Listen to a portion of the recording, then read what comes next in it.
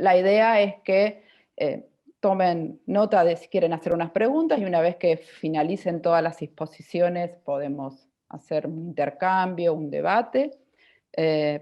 Florence va a presentar la técnica de la biocinética aplicada al diseño de superficies basada en aplicación de rotores aerodinámicos, ¿verdad, Florence? Y es de la Universidad Federal de Río Grande do Sul, de Brasil. Bueno, Florence, te escuchamos, bienvenida. Gracias. Todos me escuchan, ¿consiguen ver la pantalla abierta? Sí. Ok, gracias. Bueno, mi nombre es Florence, yo soy designer, ya concluí el doctorado en design. Desde el inicio de mis estudios, yo tengo procurado hacer pesquisas sobre las superficies, tanto estéticas como funcionales, ¿sí? Que pueden ayudar al usuario y los productos a ser más eficientes. Este ha sido el foco de mi estudio desde mi mestrado. Este es un estudio que ya tengo trazando desde el mestrado, que muestra cómo podemos adaptar algunas técnicas de la naturaleza en productos. Bueno, la biomimética es eso, cuando usamos las técnicas ya utilizadas por la naturaleza para hacer modificaciones y innovaciones en los productos. Así que en mi trabajo yo fiz un análisis de rotores aerodinámicos. Podemos también llamar de coolers, que son rotores que pueden hacer un arrefecimiento, comprenden arrefecimiento, resfriamiento del computador. Así que es un rotor pequeño y así yo pude hacer mejor mi experimento. Acá yo traje en mi ponencia un ejemplo que usé mucho en mi trabajo, que es el falcón peregrino, un animal que cuando está en un movimiento de caza para hacer, para pegar, hacer una cazada, llega a 320 kilómetros por hora. ¿Sí? Es una velocidad muy alta. Eso es debido a la aerodinámica y la superficie de sus asas, ¿sí? Así que existe ya un trabajo que hace un análisis de este mergullo. Es como una filmación que capta todos los ángulos que las asas de este animal, del falcón peregrino. Hay un estudio alemán que ya capturó todas las imágenes y ángulos. Mi trabajo se utiliza de este estudio también para pegar algunos ángulos principales de las asas cuando este animal atinge los 320 kilómetros por hora, que es una velocidad máxima para su cazada. Acá, este que vemos en la pantalla es el falcón peregrino. Acá tenemos la impresión 3D de un rotor aerodinámico. En mi trabajo yo fiz muchos rotores, ¿sí? Muchos testes con muchos tipos de aletas, que son estas pás, ¿sí? Que hacen parte de todo o rotor. Esta que está en la pantalla es la más eficiente. Yo tenía un túnel de viento en la Universidad Federal de Río Grande do Sul, en una maquetaría, un túnel de viento donde fue posible asimilar toda la eficiencia o no eficiencia que cada rotor tenía con cada superficie modificada en sus pás. Así que cuando utilicé el mismo ángulo que tenía la asa de este falcón peregrino, que es un ángulo de 5 grados, como vemos acá. Este rotor se mostró más eficiente que los otros que tenían otros tipos de superficies, así que se podría ver que tenía mucho más fuerza y gastaba menos energía. En este experimento teníamos mediciones de todos los tipos de la energía, consumo, cantidad de rotaciones, ¿sí? Por minuto, y vimos que hay una eficiencia. Entonces, mi estudio es baseado nisso, como la natureza, lo biomimetismo, que es lo estudio baseado en la eficiencia que la natureza tiene, puede ayudar los productos. Así que yo doy este ejemplo, ¿sí? Estos 3 ejemplos para hacer, para trazer la importancia y el uso de biomimetismo como una innovación para trabajar los productos, mejorar las superficies, ¿sí? Bueno, en mi ponencia yo también hablo de un otro estudio que no es mío, pero es un estudio de ejemplo que usa el biomimetismo, que también habla sobre los rotores aerodinámicos para resfriamiento de computadores. Es un rotor baseado en la asa de una coruja. Las corujas son muy silenciosas. ¿Comprenden que estoy hablando? Las Sí, corujas Florencia. son... Cierto, Vanessa. Las corujas son muy silenciosas, así que inventaron un rotor que se llama Silent Eagle, que es un rotor muy silencioso también, que arrefece muy bien los computadores y es inspirado en la asa de una coruja. Yo hablo sobre este ejemplo también en mi trabajo, para trazer la importancia de la biomimética para el design, principalmente focado en design superficie funcional, ¿sí? Que ayudan, optimizan los productos y hacen con que ellos se tornen más competitivos en lo mercado, ¿sí? Bueno, creo que es esto, no voy a me alongar mucho. Bien, Flores, nada más. ¿No querías agregar nada más? Estás en tiempo. Sí, nada más, Vanessa. Creo que es eso porque solo puedo mostrar 3 imágenes, ¿sí? Bien, bueno, Flores, igual después vamos a pasar, cuando finalicen todos de exponer, a las preguntas y al intercambio. Muchas gracias, Florence. Gracias. Cristina, ¿estás por ahí? Sí, buenas tardes. Hola, Cristina. Vos vas a Hola. presentar inducción y deducción como técnicas creativas para el diseño. Ujú. Bien, bueno, te escuchamos. Cristina, ¿tenés alguna presentación? No, hoy no. Bueno, Entonces voy a presentar. Bueno, buenas tardes a todos. Les agradezco la oportunidad de estar aquí con ustedes y de participar en este congreso. Mi nombre es Cristina Díaz, soy estudiante de posgrado en la Facultad de Arquitectura y Urbanismo de la Universidad de São Paulo. Y hoy me gustaría de hablar sobre la presencia de inducción y deducción en técnicas de creatividad utilizadas en los procesos de proyecto en diseño. Pero, ¿qué son la inducción y la deducción? Pues bien, ambos están presentes en el razonamiento, así como en los procesos. Y entre ambos hay una diferencia cronológica. La inducción va desde lo particular hacia lo general, mientras que la deducción va de lo general hacia lo particular.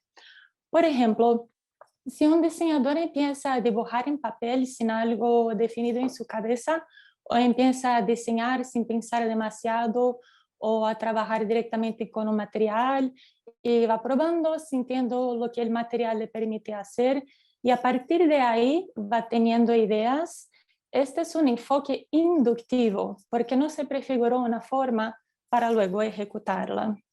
Esta forma de trabajar es diferente a cuando se concibe por primera vez la idea y luego se pasa al diseño o modelo, donde los componentes y detalles se elaboran según un todo predeterminado. Entonces, los procesos inductivos, como son iniciados por las partes, tienen a tener un carácter más experimental, a andar atentas para ver a dónde se puede llegar. La inducción estaría fuertemente asociada a la generación de alternativas, así como a los procedimientos asociativos y aumentativos. Ya los procesos deductivos parten del todo, lo que implica una visión preconcebida, idealizada, en la que se decide de antemano cómo actuar. La deducción estaría fuertemente asociada con la selección de alternativas, que es un proceso selectivo y reductivo.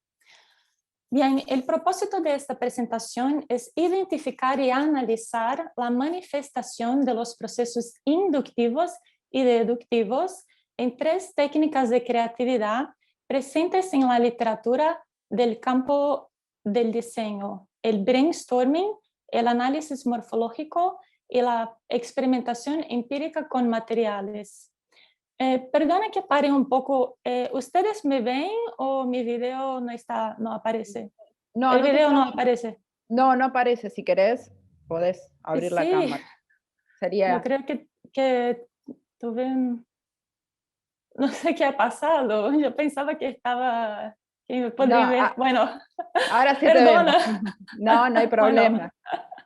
No hay pero problema. ¿sigo desde aquí o no? Porque, Sí, sí, tranquila, sí, sí. ok, bueno, perdón por eso, fue un problemita técnico. No hay inconveniente. Bueno, el brainstorming es una técnica de creatividad grupal cuya premisa básica es el flujo de ideas en cantidad torrencial.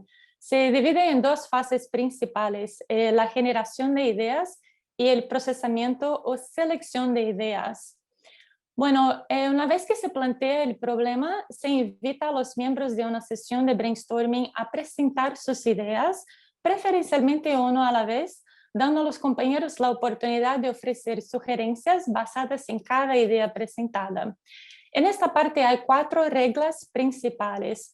Está prohibido criticar ideas, cuanto más creativo mejor, la cantidad precede a la calidad y las combinaciones y sugerencias de mejora son bienvenidas.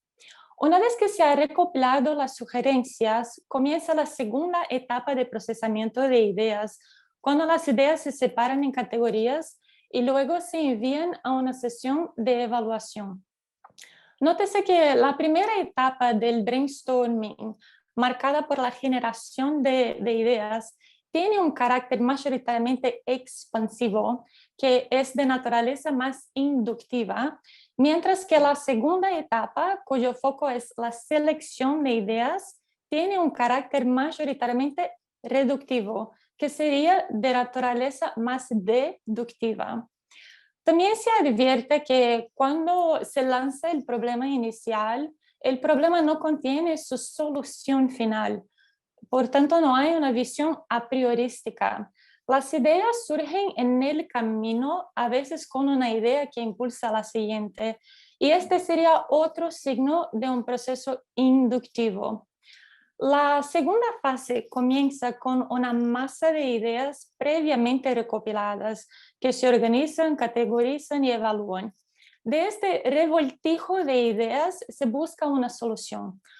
Nótese entonces que hay una masa general, que es el conjunto de ideas generadas, de la que surgirá una instancia particular, que es la idea seleccionada o una combinación de ideas.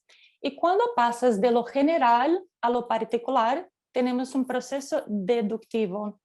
Se concluye entonces que el brainstorming es una técnica de creatividad híbrida, donde la primera fase es esencialmente inductiva y la segunda fase esencialmente deductiva.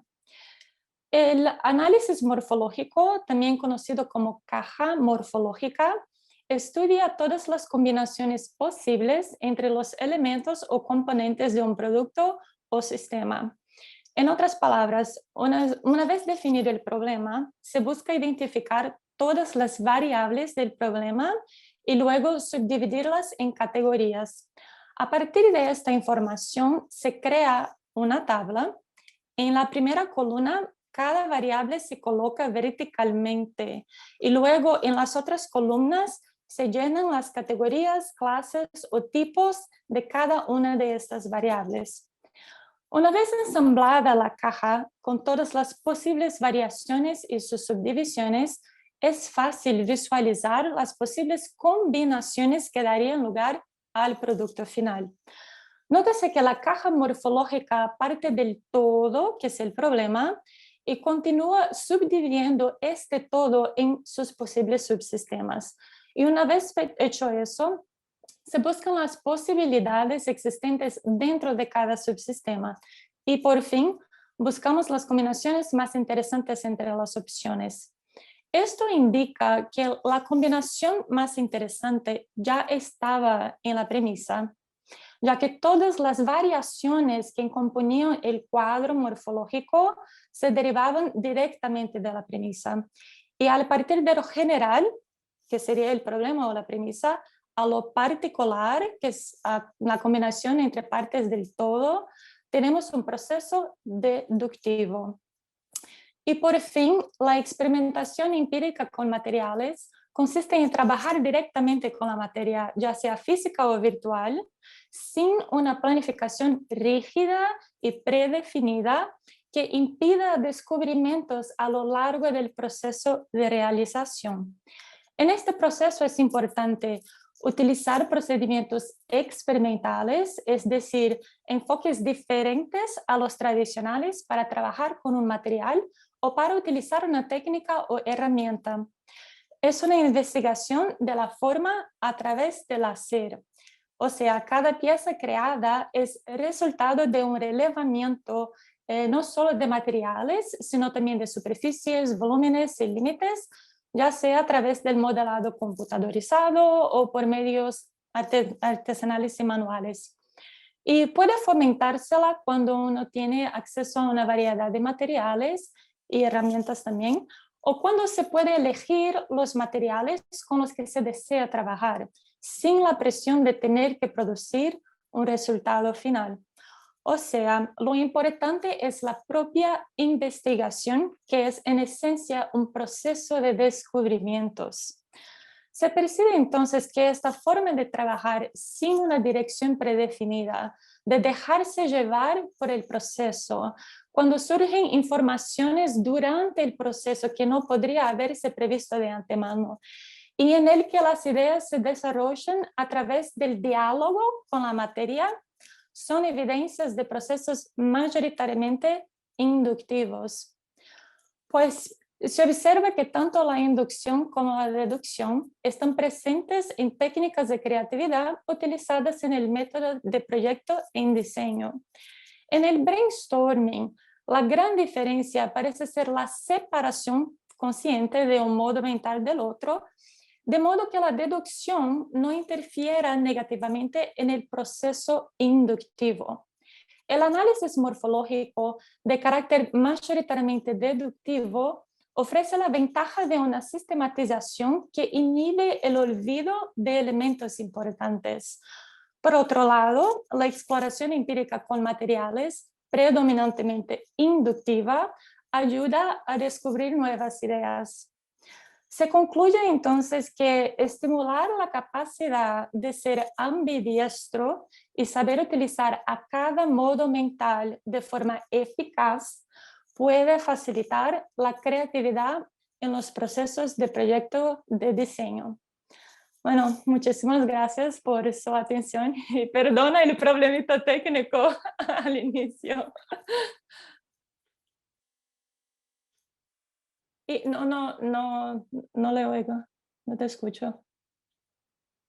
Perdón, tenía el micrófono apagado. Muchas gracias, te decía. Ahora, cuando finalicen todas las exposiciones, vamos a pasar a las preguntas e intercambios. Gracias. Bueno, ahora seguiría Cecilia y Marisabel, ¿verdad? obstáculos y estrategias para la investigación en temáticas medioambientales, que creo que Sí, María, estás por ahí.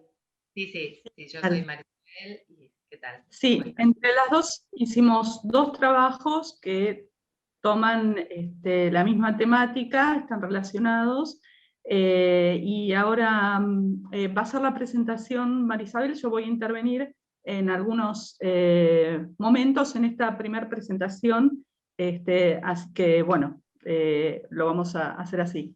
¿Está Bueno, bien? gracias. Sí, vamos a utilizar entonces las presentaciones en forma simultánea, utilizando el tiempo, digo, de cada una en su totalidad ahora, nos resulta más cómodo, si vos nos permitís, Vanessa. Sí, no hay problema. Y además, como no hay participantes, podemos extendernos un poquito, porque faltaron 2 participantes. Así que, bueno, voy a dar lectura a la presentación de Cecilia, que se llama Obstáculos y estrategias para la investigación en temáticas medioambientales. Ella está también como yo, es docente de aquí, de esta Facultad de Diseño y Comunicación, en la asignatura Introducción a la Investigación, que es común a todas las carreras en nuestra universidad y que conlleva, digamos, llevar adelante esta asignatura para ingresantes, la observación que hacemos es que tomamos estudiantes o tenemos estudiantes que tienen la característica que en lo inmediato anterior terminaron lo que aquí en Argentina es la educación media o secundario. De modo tal que en la mayoría de los casos los y las estudiantes tienen alrededor de 17 y 18 años en su mayoría. Elegir un objeto de investigación no es sencillo para un estudiante que recién ingresa a la universidad, debido a que este objeto, en principio, entre otros determinantes, se origina en un interés personal y saberes previos que, a medida que avanza la investigación, se evidencia que también requiere de una distancia crítica indispensable para fundar un mayor grado de objetividad. Ambos, sujeto y objeto de investigación, son parte de la misma cultura. Este escrito describe qué dificultades se plantean en la materia Introducción a la Investigación cuando la elección de objeto recae sobre temas medioambientales. Los alumnos destacan la importancia de poder elegir en este objeto, el objeto de investigación, como un elemento clave, ¿no? Esta es justamente la motivación que nosotros precisamos, ¿no? O identificamos. Es propio de la adolescencia, al constituirse como etapa evolutiva, que el sujeto se abra al mundo y comience nuevas experiencias de toda índole.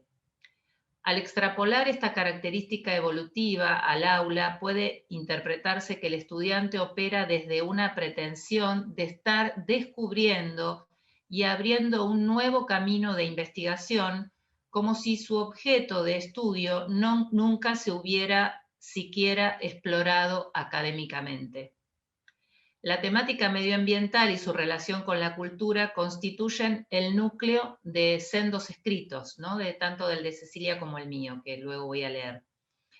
Es decir, como la cultura gestiona su relación con el medio ambiente, también se refleja en el modo en que los estudiantes son capaces de profundizar en este tipo de temáticas. Cuando el estudiante utiliza términos tales como ecología, sustentabilidad, vegano, reciclaje, ¿cómo los entiende? ¿Qué significado y grado de complejidad les otorga? Son términos que se enmarcan en fenómenos de tendencia y de opinión pública. También son utilizados como valores que diferencian un producto y lo hace más apetecible a un sector del público consustanciado con ellos. Como docentes creemos que esto, digamos, merece cuestionarnos cuál sería la mejor actitud que se puede tomar frente a estas situaciones ante el convencimiento de que el dejarlo pasar no opera una intervención saludable para el desarrollo y progreso académico del estudiante. Pero ¿cómo lo ponemos en cuestión? ¿Cómo intervenimos? ¿Con preguntas? ¿Aportando material? En ocasiones, ahondar y complejizar requiere sumergirse en un terreno ideológico. Otras veces conduce a que el estudiante borre la parte de su trabajo cuestionando, tratando de evitar todo tipo de conflicto. La solución no es simplemente ofrecer bibliografía. Si bastara con aportar fuentes, ampliar los límites del conocimiento previo, sería un simple paso que dar desde una concepción lineal, un procedimiento más. Entonces los errores de sesgo se deberían solucionar en un primer rastreo del estado del arte, hecho que no siempre ocurre. No siempre está la solución, por lo que no se trata no solo del conocimiento ni de los errores, sino de obstáculos, ¿no? Lo que Cecilia aquí en esta presentación en conjunto ubica como los obstáculos, con lo que los alumnos en ocasiones se enfrentan y que constituyen puntos ciegos en su camino. Esos obstáculos pueden caracterizarse de la siguiente manera. No sé si hasta acá, Ceci, ¿querés agregar algo o seguimos? No, va muy bien, digamos. Digamos, cuando nos encontramos con alumnos que quieren avanzar sobre estas temáticas y no profundizan en la terminología, digamos que las abordan desde ese mismo lugar de la opinión pública, que son chicos, están, como decía Marisabel, que está haciendo esta primera parte de la presentación, donde los alumnos realmente los traen como preocupación y como preocupación genuina. Entonces yo ahí decía, bueno, dejarlos pasar implicaría a lo mejor no ahondar sobre las temáticas que traen y el modo en que están usando los términos. Ahora, ¿en qué modo podemos ahondar en esos términos? Y ahí vendría esta situación que a veces se presenta, donde nos encontramos con obstáculos, donde no es lineal acercar una bibliografía para poder desarrollar más profundamente el proyecto integrador de cada uno de los alumnos, ¿no? Y entonces ahí estarían los obstáculos y cuáles son estos obstáculos con los que todos nos encontramos y también nosotros mismos como docentes, ¿no? Claro, tal cual. Y entonces ahí aparecen los obstáculos epistemológicos, que se trata de un conjunto de prenociones, saberes previos, errados, distorsionados, sesgados. Es un tema ampliamente abordado en el estudio de sociología y antes de ella, y allí podemos encontrar autores como Bacon, Durkheim, Pierre Bourdieu, y en filosofía como Gaston Bachelard, etc. Los obstáculos son designados con diferentes denominaciones según los autores que los abordan, y cada uno de ellos los reformula, jerarquiza y actualiza.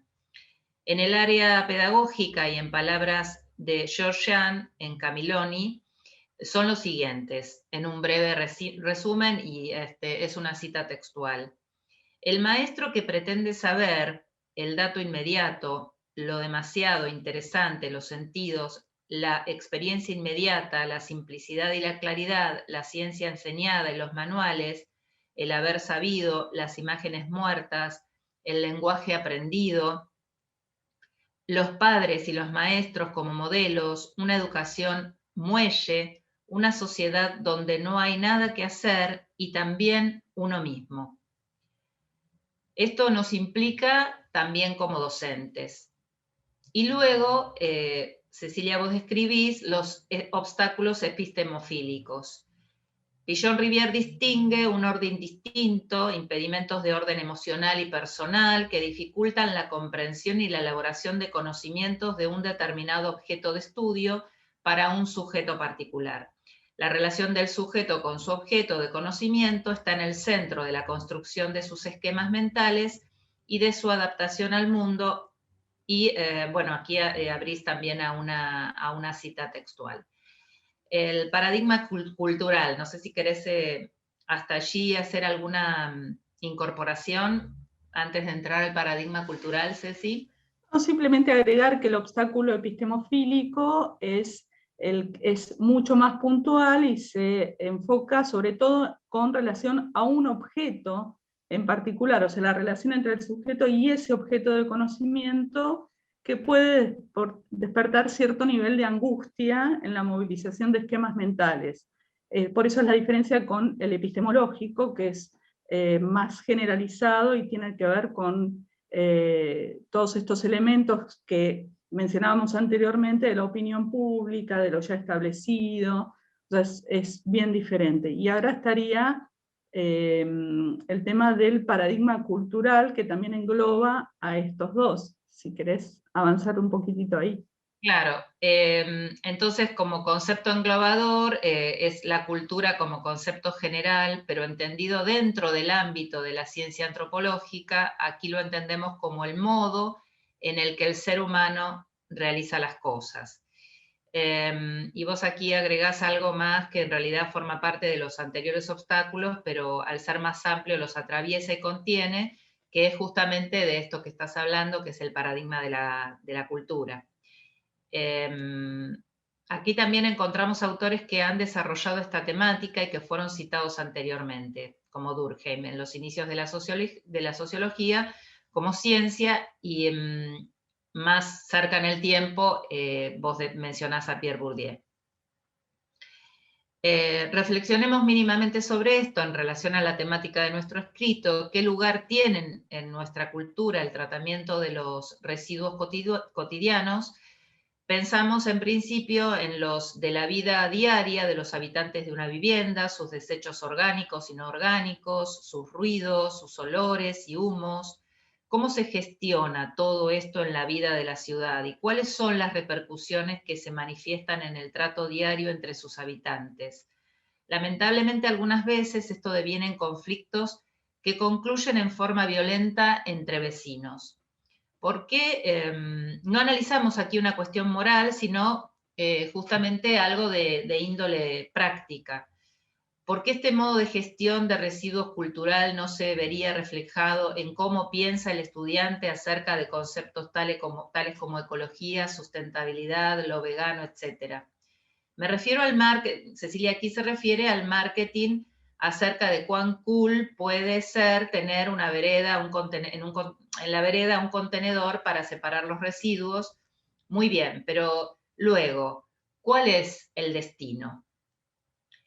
Y aquí vienen las estrategias. Cecilia, no sé cómo estamos con el tiempo, Vanessa, para repartir en sendas. Están, o sea, ya están más o menos en 12 minutos, no sé si cómo... Bueno. Sí, entonces, a partir del nuestro.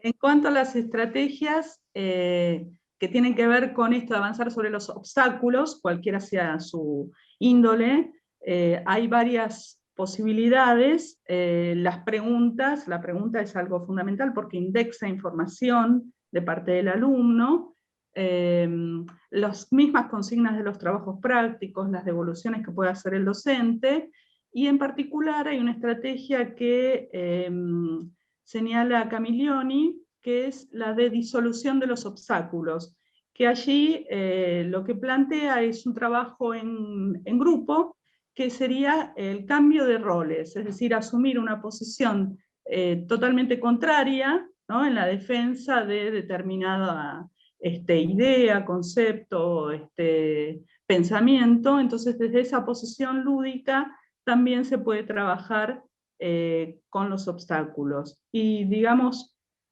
esa sería como un poco la posibilidad de trabajo sobre ello. Y para finalizar me gustaría resaltar la idea de que los alumnos traen esta preocupación genuina por el medio ambiente, y creo que lo tenemos que atender y darle un lugar. Es muy importante, estamos viviendo en un mundo donde eso está explotando de alguna manera con una cantidad de desastres ambientales, y me parece como una preocupación genuina que ellos traen, y que a veces la vehiculizan hacia el lugar de un objetivo en el que dicen, bueno, crear conciencia acerca de esta problemática, que no sería un objetivo válido dentro de la investigación, pero sí un propósito que es atendible por ellos y por nosotros. Entonces, me parece importante trabajar en ese sentido. Bueno, con eso creo que más o menos Bueno, está la idea planteada, ¿no? Genial, gracias. De todas formas, ahora cuando todos terminen de exponer, vamos al debate, a hacer preguntas y bueno, pueden quizás extenderse un poco más. Bueno. ¿Puedo compartir mi trabajo, Vanessa? Porque estábamos divididas, digamos, en Sí, el trabajo. vamos a hacer así. Les tocaba luego, pero si quieren, como van encadenados y si no les molesta a los demás expositores, sería genial que puedas compartir el trabajo porque son bastante complementarios. Bueno, muchísimas gracias. Gracias. Sí, se complementan porque justamente lo hemos pensado juntas, con Cecilia nos hemos juntado para pensar este trabajo. El mío se titula La función docente como puente para problematizar objetos de investigación que incluyen a la ecología en las carreras de diseño y comunicación, que son justamente las carreras en las que ambas somos docentes de introducción a la investigación y ambas somos musicoterapeutas licenciadas en musicoterapia, integrantes de un grupo de investigación, somos fundadoras de Antropología de la Escucha, que es una organización interdisciplinar que investiga las relaciones del ser humano con el entorno sonoro, ¿no? Y creemos que estas temáticas justamente son indisolubles, ¿no? O sea, no se pueden separar del abordaje que tenemos como docentes. La polución o contaminación acústica de algunas ciudades y de cómo los sujetos se las arreglan para vivir y producir en las mismas ha sido y es motivo de indagaciones que nos preocupan y motivan para la producción de diferentes eventos que contribuyen a continuar pensando en estos aspectos. El desarrollo sustentable, la ecología, como constructos teóricos, nos vienen acompañando desde hace muchísimos años. No obstante, aquí, en nuestra casa de estudios, es la que nos interpela respecto de este objeto vinculado a la asignatura que damos. Y es justamente lo que estamos planteando, ¿no? en sendas ponencias. Por pesquisar de algún modo, utilizando un vocablo muy pregnado de acá de nuestras compañeras brasileras presentes aquí, pesquisando la insistencia que tiene nuestro alumnado respecto de elegir, ¿no? estas temáticas en cuestión.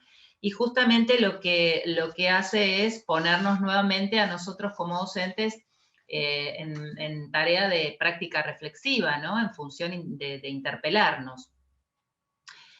Nuestra función docente, como lo decía Cecilia, es poder guiar estos procesos de enseñanza y aprendizaje y producir andamiaje, especialmente en estos momentos, tal como también lo decía Cecilia, en donde se produce este famoso recorte de objeto, para que sea justamente acotado, específico, contextualizado culturalmente, socialmente, históricamente.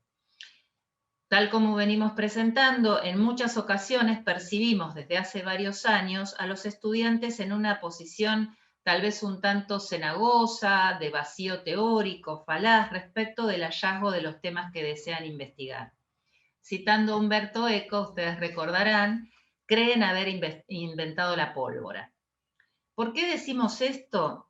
Encontramos que al enunciar temáticas vinculadas a la ecología, al desarrollo sustentable, temáticas eco-friendly, bueno, estos vocablos que mencionaba Cecilia, vegano, ecología, ya sea en el campo de la indumentaria, como en el interiorismo, o la ilustración, o la carrera que han venido a estudiar, se proponen como vanguardistas e iniciadores, desconociendo, en cierto modo, el trayecto y los trabajos anteriores que hay en el campo mencionado.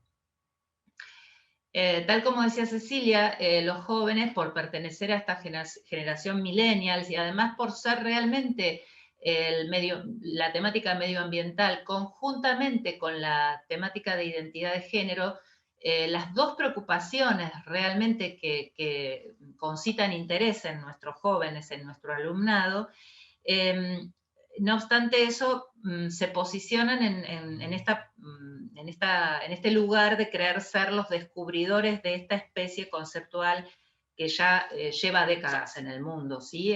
Que es un constructo práctico conceptual muy amplio.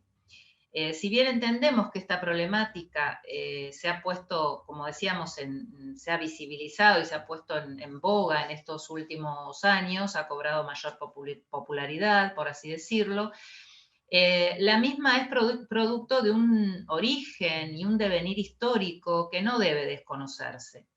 Es a partir de aquí que en nuestro recorrido en esta facultad venimos recogiendo casuística de proyectos de investigación que incorporan especialmente el estudio de diseñadores que, por ejemplo, reutilizan materiales de diferente índole para el diseño y confección de diferentes productos, bajo el paradigma de lo eco-friendly, ecológico, etcétera, de desarrollo sustentable. Es entonces nuestra función como docentes orientar a los estudiantes en primer lugar a poder discernir y diferenciar las categorías teóricas, esto que decía Cecilia anteriormente, así como también a ayudarlos, a andamiarlos, a orientarlos en la búsqueda de trabajos anteriores, así como también brindar elementos para el hallazgo de perspectivas teóricas con paraguas y soportes conceptuales más amplios que ellos tal vez, por las edades, que es un poco la ubicación del objeto que hacía Cecilia, desconocen. Básicamente el objetivo de nuestra ponencia hoy es, más que interpelar a los estudiantes, interpelar nuestra función. Por eso yo he titulado mi ponencia como función docente, ¿no? Es decir, la posibilidad de detenernos a pensarnos a nosotros mismos como docentes y a interpelarnos reflexivamente, en mi caso desde estas dos concepciones, de la concepción que plantea Edgar Morin, para situarnos respecto del antecedente que plantea el filósofo en relación a este territorio epistemológico que tiene la ecología, que propone tan insistentemente nuestro alumnado. Y por otro lado, sostener nuestra práctica reflexiva con los postulados que trae Cristina Davini respecto de estos supuestos o creencias que traen los estudiantes. La ecología como disciplina científica, bueno, ustedes, acá en mi paper yo hago todo un recorrido histórico, pero para no extenderme en el día de hoy, ustedes ya saben, tiene un extenso recorrido, y todo este extenso recorrido nosotros tratamos de acompañarlo, tratando con el propósito de alguna manera de deconstruir estos imaginarios sociales respecto de estos supuestos y creencias en torno a la ausencia de antecedentes respecto de la ecología. Creemos que justamente para poder deconstruir estos obstáculos, estos obstáculos que describía mi colega anteriormente, es que nos proponemos a nosotras mismas como docentes para poder interpelarnos. Entonces, como decíamos anteriormente y en el comienzo de esta ponencia de hoy y de esta propuesta que trajimos para compartir en el día de hoy, en nuestro encuentro, es un poco un desafío para nosotras encontrar este sitio de intervención que torne sentido a nuestros estudiantes respecto de ofrecer un marco teórico amplio, abarcativo, contextuado, situado, pero sin, digamos, de algún modo, sin desatender este deseo genuino, este interés que les concita estos objetos y estas temáticas, sin desatenderlo, digo, sin subestimarlo y alojándolo justamente para poder enriquecerlo, andamiarlo y que los estudiantes puedan llegar a estudios de investigación muy pequeños porque están en el primer año de sus carreras, pero que realmente les sea un aprendizaje significativo para ellos. Bueno, muchas gracias por la escucha y gracias por habernos dejado compartir la ponencia juntas. Gracias. Nuevamente les comento que después, bueno, vamos a hacer algunas preguntas que seguramente van a enriquecer más la presentación. Bien, vamos a continuar. Jorge Marulanda, ¿estás, verdad? ¿Sí? Sí, vas a presentar de investigación a investigación, creación en diseño, 4 experiencias formativas. Jorge, sos de la Universidad Autónoma de Occidente, Colombia. Sí. Bueno, perfecto. ¿Tenés presentación? No. Bueno, te escuchamos. Bien, primero que todo, un saludo muy cordial a todos desde Cali, Colombia. Bueno, yo soy Jorge Marulanda, vengo desde la Universidad Autónoma de Occidente en Cali, y lo que les quiero presentar hoy pues es más que todo como una invitación al colectivo de docentes de diseño de una iniciativa que se está dando en el país, fomentada desde el Ministerio de Innovación y Emprendimiento, ¿sí? Que se llama la investigación-creación.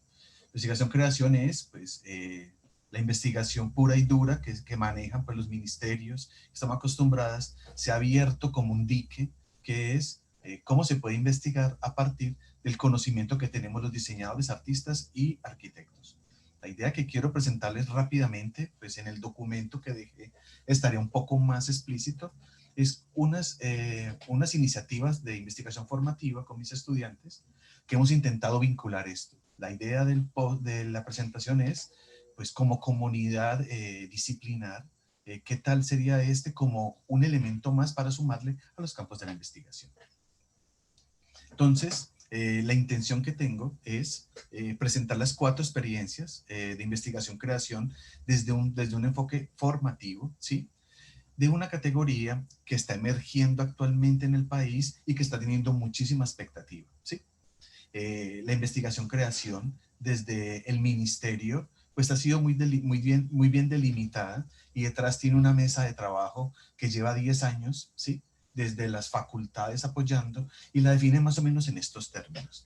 Es una modalidad de generación de conocimiento de una naturaleza mixta entre método científico y creación artística, que actúa bajo los preceptos de la investigación, que son la sistematicidad, la rigurosidad, la precisión y sobre todo que conduzca a unos fines determinados, ¿sí? Podemos ahondar en esta definición hacia otros apartados del documento en donde dicen pues, que la investigación-creación describe un producto obtenido del acto creativo mediante un proceso iniciado desde una pregunta-problema.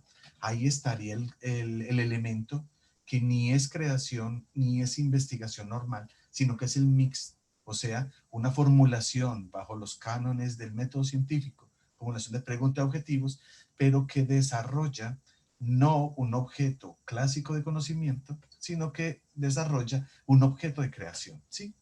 Que es articulado sobre enfoques o paradigmas que aportan al conocimiento desde la apropiación sensible, y así lo dice el documento. La apropiación sensible es la apertura que le dan a ese campo de la creación. Con esto entonces, ¿qué fue lo que nos propusimos nosotros? Llevamos ya 2 años en esta, y pues tenemos 4 proyectos que nombrar acá, tenemos otros andando, entonces son 4 que tenemos con estos estudiantes. El primero se nos ocurrió, ¿qué tal si potenciamos gráficamente la funcionalidad de la bolsa reutilizable para compras? Creo que en el mundo, pues la lucha con los plásticos de un solo uso, pues puede ser, es una lucha general, ¿bien? Pero nos hemos dado cuenta que la respuesta en términos de empaque, ¿sí? O de empaque, ¿sí? Es una respuesta estructural más no gráfica. Y nos hemos dado cuenta que gráficamente, pues es un espacio para ampliar la marca de quien patrocina. Se nos ocurrió, ¿qué tal si hacemos otra cosa? Y le metemos interacción a esto. Entonces, la bolsa me conduce a un sistema web con información actualizada, y fuera de eso la bolsa, si usted la voltea, tiene un diseño de información que le permite a la persona, digamos, está en el médico, abre la bolsa, la voltea, y hay una guía para hacer su compra del mercado. Entonces le puede decir, venga, me faltan líquidos, no sé, me faltan verduras, me faltan esto, y me puede hacer un apoyo. Segundo proyecto, nos aliamos con un hospital, ¿sí? Y propusimos el siguiente proyecto: diseño de un dispositivo interactivo para el apoyo a pacientes con traqueostomía. En los hospitales, las salas de traqueostomía funcionan supremamente bien, ¿sí? La gente tiene unos niveles muy altos y el paciente sale muy bien.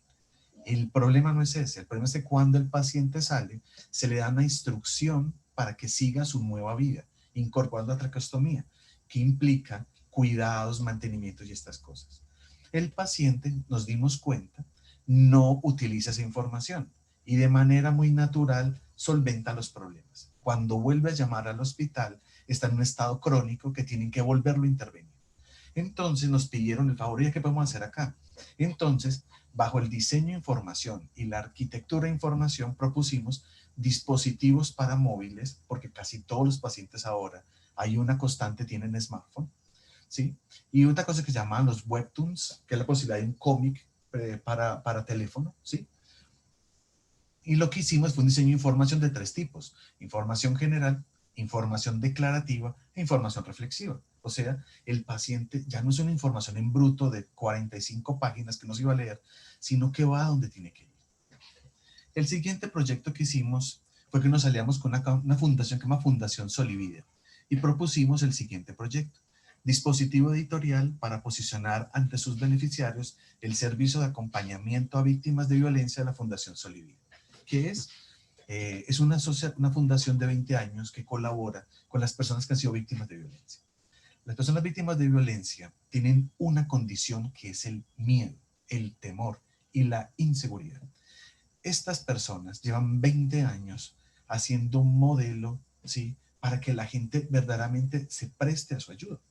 Y logramos un dispositivo editorial pues, para el acceso a las personas de bajos recursos, de zonas alejadas. Y el dispositivo es muy bueno, en donde lo que le vierte es seguridad. Esa es la palabra con que Solivide funciona.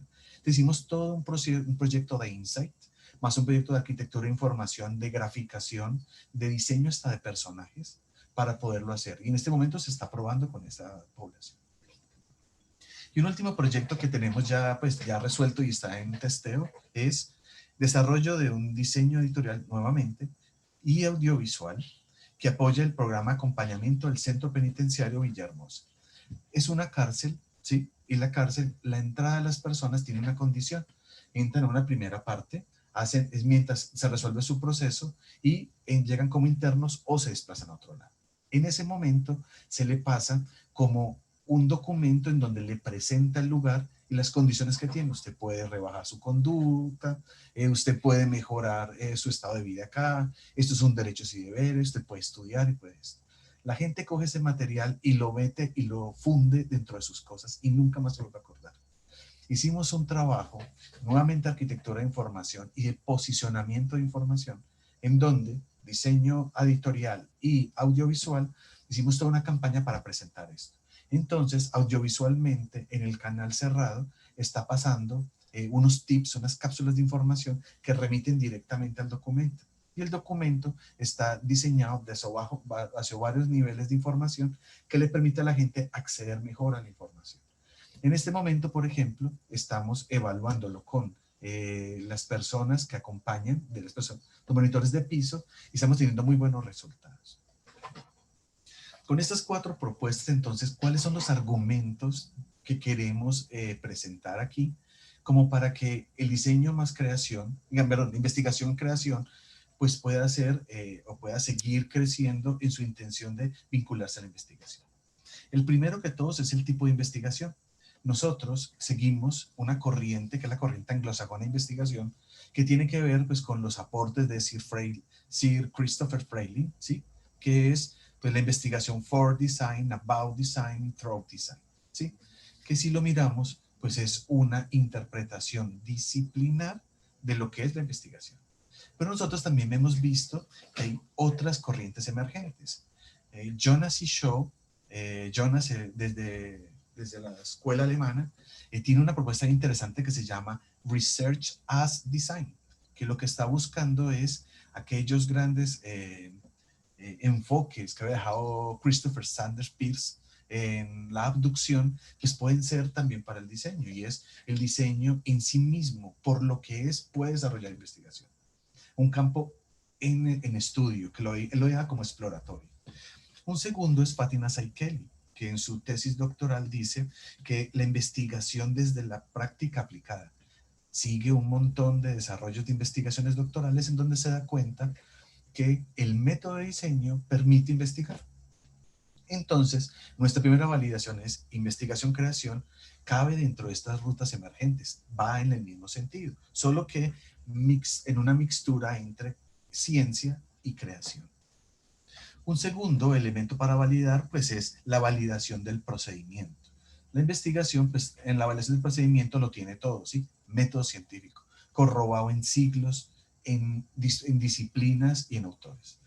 Nosotros, ¿qué hicimos? Por ejemplo, cogimos el Design Thinking, conocido, sirve para sacar el proyecto de diseño fuera del diseño, implica a terceros y nos sirve. Entonces, si lo miramos, mientras la ciencia pone un problema, genera su hipótesis, la valida y la socializa, el Design Thinking empatiza, define, idea, prototipea y testea. O sea, cumple la misma función. No cumple la función, no. Llega a competir con la función. En últimas, el método pues resuelve problemas, sistematiza, es mensurable, puede medirse, es participativo, orientado a resultados y es iterativo. Entonces también nos lo valida. Y una tercera argumento, para no extenderme mucho, es los resultados de investigación. Un resultado de investigación ya los conocemos y son la producción bibliográfica, la producción técnica, la apropiación social de conocimiento y las actividades de formación. Entonces, a nosotros estaremos ahí. El investigación más creación propone 3 nuevas posibilidades. La primera, creaciones de naturaleza efímera. Piensen, por ejemplo, en una actuación de danza del arte, ¿sí? No, la materia no solamente funciona durante ese tiempo y tiene que ser vista nuevamente bajo un sistema de memoria. 2, la naturaleza permanente, nuestros pósters, nuestras páginas web, el producto permite ser asequible. Pero hay un tercero que es el que más nos llama la atención, llama la naturaleza procesual, que es los bocetos, los prototipos, los diagramas, ¿sí? Las pruebas de color, ¿sí? Los informes que hacemos. Piense la arquitectura y toda la planimetría, el diseño industrial y el diseño de productos. Todo eso también entra. Y para validar todo esto, hay una instancia de validación que es la misma comunidad de expertos.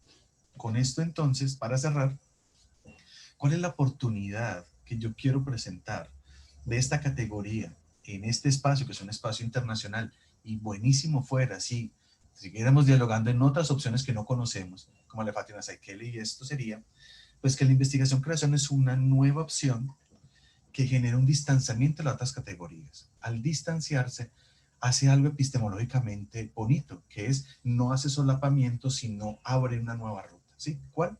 Generación alternativa de conocimiento por experiencia sensible. La segunda, hay una expansión del saber profesional.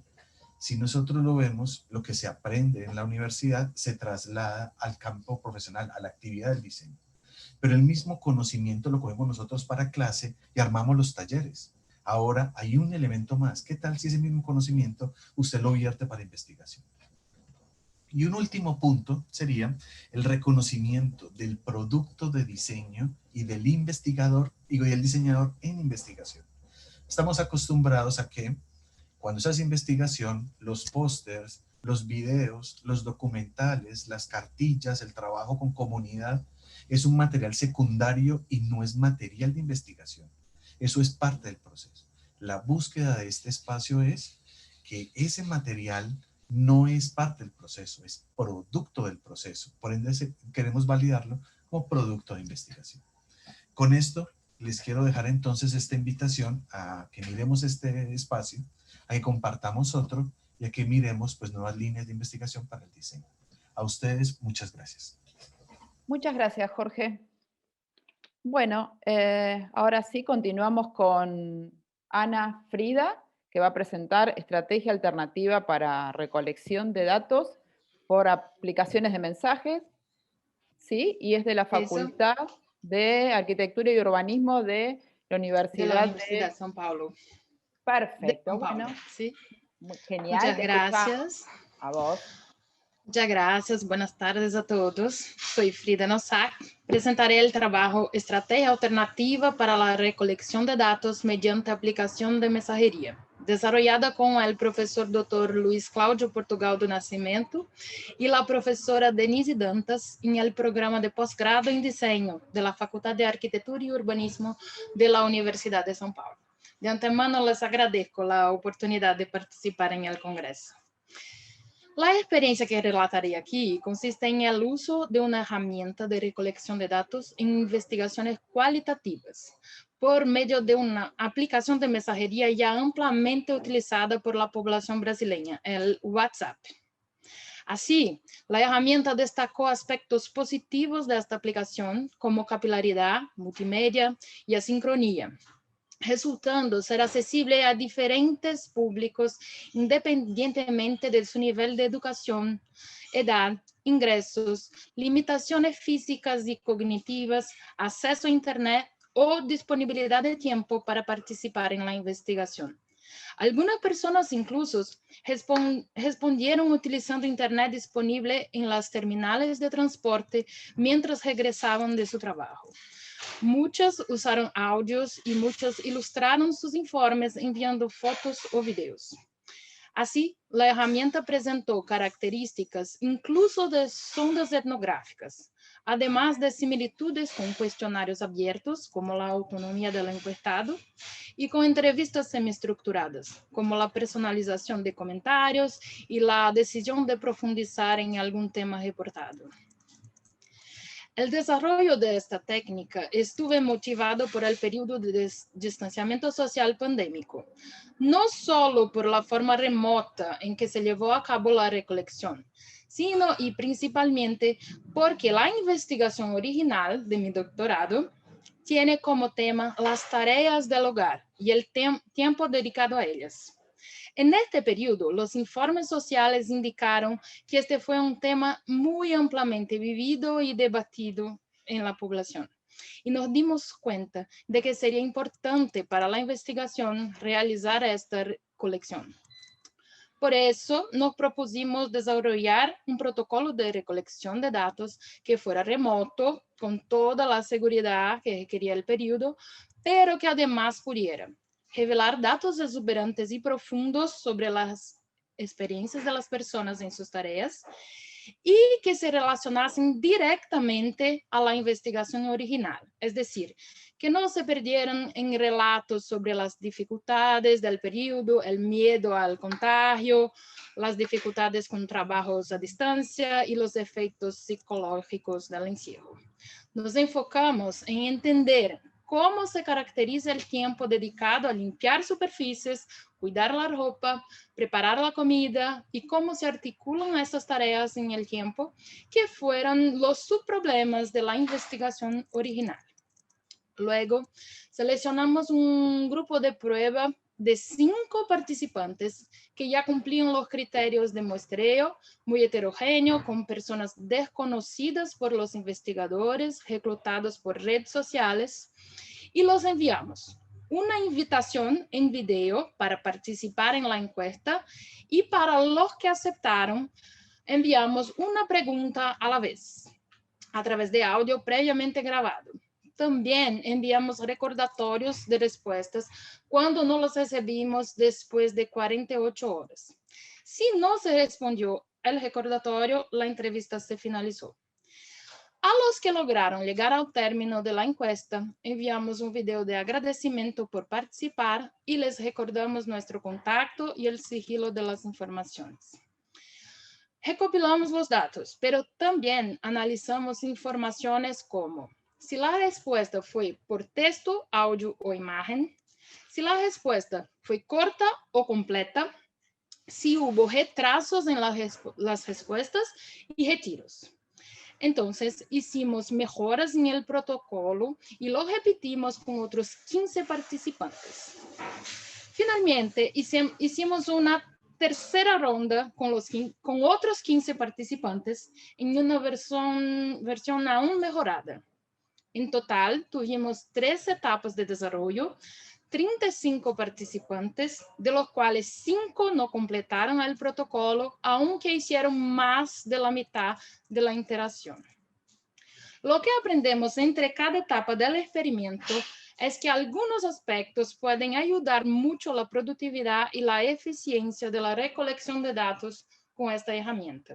Y eso nos gustaría de compartir acá para que sea útil a otras investigaciones. Son ellas: la extensión del guión de preguntas, la estructura de las preguntas, el lenguaje utilizado en las interacciones y la cadencia en el envío de las preguntas. Sobre el punto 1, extensión del guión de preguntas, decimos que ese debe ser lo más breve posible, sin dejar de cubrir todos los puntos de interés de la investigación. Eso objetiva evitar repeticiones que se mostró fastidioso y que el demandado tenga visibilidad del final del proceso. Se sugiere entonces que consista en una pregunta inicial sobre el contexto específico del entrevistado y una pregunta final sobre asuntos relevantes para el entrevistado que no hayan sido abordados.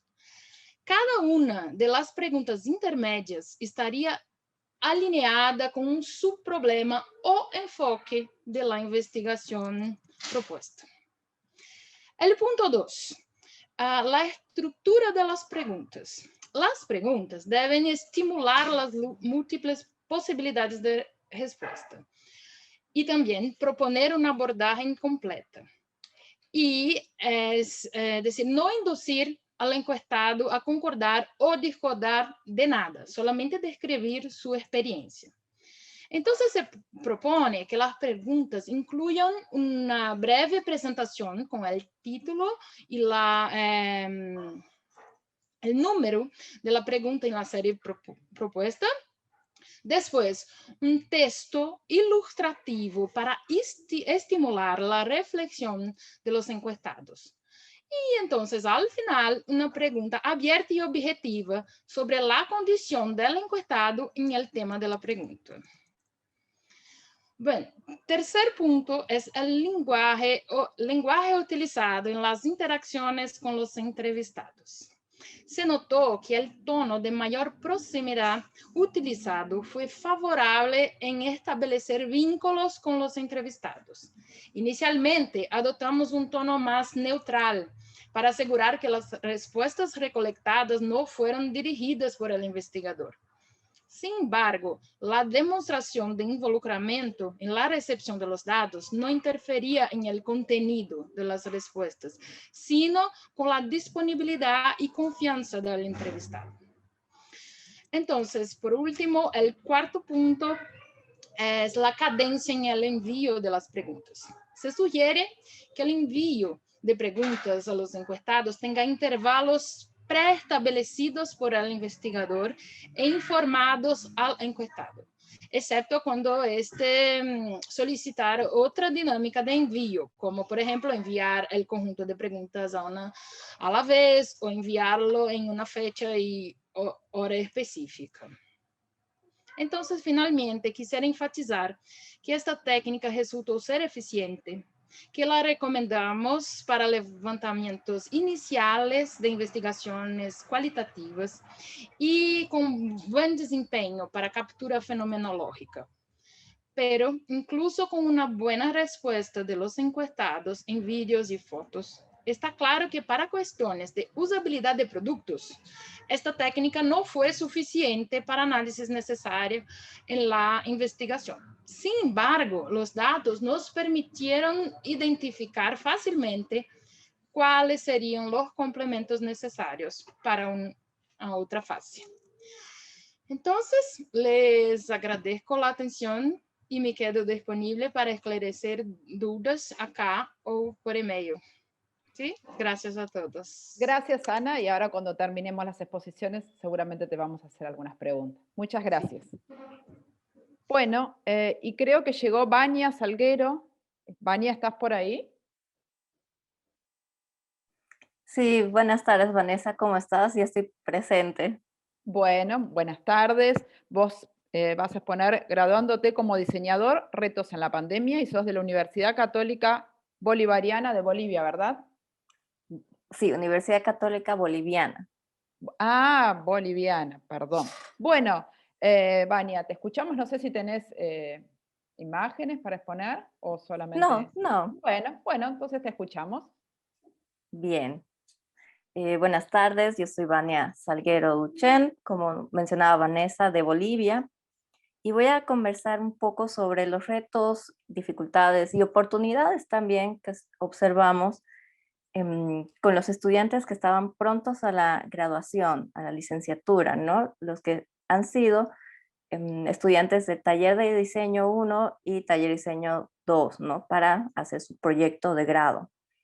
Entonces, hubo un primer gran reto que fue el proyecto truncado cuando comenzó la pandemia, de aquellos estudiantes que ya habían empezado su proyecto, llegó la pandemia y debían continuarlo, pero ahora ya remotamente. Entonces, fue algo súper duro para muchos estudiantes porque debían reestructurar todo su proyecto. No se podía colocar en pausa hasta que pase la pandemia porque todos lo vivimos, ¿no? Fueron 2 semanas, luego fue un mes, luego 2 y estamos en el año 2 ahora. Entonces, hubo que haber una reestructuración. Y ahí fue algo muy importante tener la flexibilidad para que el estudiante pueda continuar este proyecto. Y ahí entró en juego mucho la habilidad de los jóvenes para adaptarse a estos cambios y además la búsqueda de herramientas alternativas, ¿no? Entonces, hemos visto ahora con otros compañeros que han expuesto, por ejemplo, herramientas alternativas para las encuestas. Entonces, ahí nos ayudó bastante las encuestas virtuales, ¿no? Y esto han aprendido a manejarlo, además de tener el uso de un correo institucional. Y en eso vamos a profundizar un poco, ¿no? Porque eso fue un movimiento rápido que se realizó y que fue una gran ayuda para los estudiantes que estaban realizando sus proyectos de grado, ¿no? Entonces, aquellos que tuvieron que reestructurar, se les tuvo que tener flexibilidad en cuanto a los tiempos para que puedan básicamente comenzar un proyecto desde cero, ¿no? Que se acomoda a las necesidades de la virtualidad. Y posteriormente a esto, se necesitó igual muchísimo buscar necesidades actuales. No, si estaba trabajando con una empresa que necesitaba una creación de marca, entonces ahora la marca debía contemplar también una atmósfera virtual, porque ya no era posible ir a donde sería su espacio físico, realizar todas las investigaciones, análisis. Entonces, este fue un cambio de chip que se tuvo en los estudiantes, en los docentes y en todos, ¿no? Durante la pandemia. Este cambio de chip condujo también a que haya mucha necesidad de diseño. Como nunca los estudiantes encontraban tema muy fácilmente. Y esto fue algo importante porque al momento de decidir su proyecto de grado para aquellos que les tocó ya dentro de la pandemia comenzar el proyecto, fue muy importante porque ya se sabía con la experiencia previa que debía existir flexibilidad. Ya se sabía que existen alternativas virtuales para que puedan continuar el proyecto y no se quede en pausa. Y además empezaron a descubrir que había muchísimas necesidades de diseño gráfico para los que querían hacer sus proyectos. Entonces, este acercamiento al contexto fue muy importante, porque en Tarija, donde está la carrera, del caso que estoy hablando, por ejemplo, hubo un boom de deliveries. Y antes, aquí en la ciudad, que es bastante pequeña en comparación a otras en Bolivia, no contábamos con pedidos ya o una gran variedad. Entonces, hubo muchísima necesidad para generar alternativas virtuales de los menús, alternativas virtuales de las tiendas. Entonces, el diseñador tomó un rol importante como nunca antes había observado en una ciudad tan pequeña. Entonces, ese nexo con el contexto fue muy importante para que además decidan las herramientas a utilizar acorde a su contexto. Entonces, ahí entró en juego también, por ejemplo, realizar lo que son los grupos focales, ¿no? Pero ahora de una forma virtual. Entonces, se han hecho como una partición del grupo focal. Ya no se realizaba uno solo, sino se realizaban 2 o 3 para que sean de tamaños mucho más reducidos. Entonces, en los casos necesarios en los que estaban, por ejemplo, desarrollando un empaque, donde al ser testeado necesitaban tocarlo, fue todo un reto porque tenían que tener varias maquetas para ser compartidas entre los distintos grupos focales, para que puedan tocarlo y experimentar. Y además en reuniones reducidas, ¿no? Entonces, ahí más bien hubo esta flexibilidad.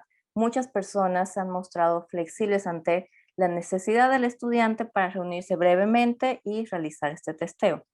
La universidad en algunos casos también prestó espacios para estos tesistas, lo cual es el tema de flexibilidad, ¿no?, que mencionaba. Además de esto, igual se realizaban grupos focales totalmente virtuales. Y esto ha sido importante gracias a la existencia de este correo institucional. Porque como existe, tenemos el ecosistema virtual de Google gratuito para los estudiantes. Entonces podían realizar reuniones en Meet o en Zoom sin límite de tiempo. Entonces esto fue importante porque un grupo focal que se corta y luego tienen que volver a conectarse, se interrumpe. Y además muchas personas dicen, ah, ya bueno, se cortó, me voy, y ahí se genera un problema para la actividad. Entonces esta continuidad gratuita marcó una gran diferencia porque cuando tenían entrevistas podían hacerlo mucho más largos, no había este miedo de tener que ir para hacer preguntas. Entonces el estudiante se sintió igual más cómodo al realizar estas cosas virtuales porque siempre tenían las anotaciones cercas o podían hacer preguntas o incluso el docente podía guiarlos desde atrás. Entonces contribuye a que el estudiante se sienta empoderado y pueda continuar con su proyecto sin importar la dificultad de la pandemia, ¿no? Y algo igual interesante que se dio fue la defensa virtual de los proyectos, ¿no? Eso fue algo que igual les tocó a todos los estudiantes experimentar lo que es la defensa virtual. Es algo que no se había contemplado antes y que fue toda una novedad en el tema de hacerlo frente a una pantalla desde la comodidad del hogar, ¿no? Y fue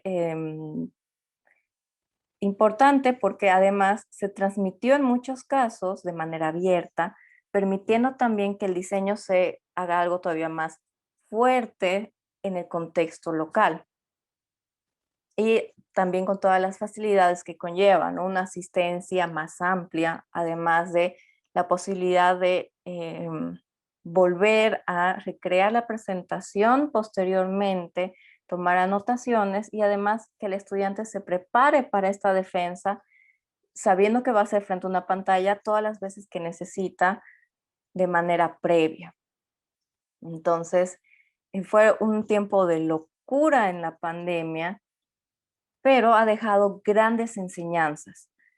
Ha dejado la enseñanza de que a pesar de que exista un cambio repentino, porque quién sabe, quizás prontamente volvemos a lo presencial, pero ya sabemos que este cambio brusco puede suceder si somos flexibles.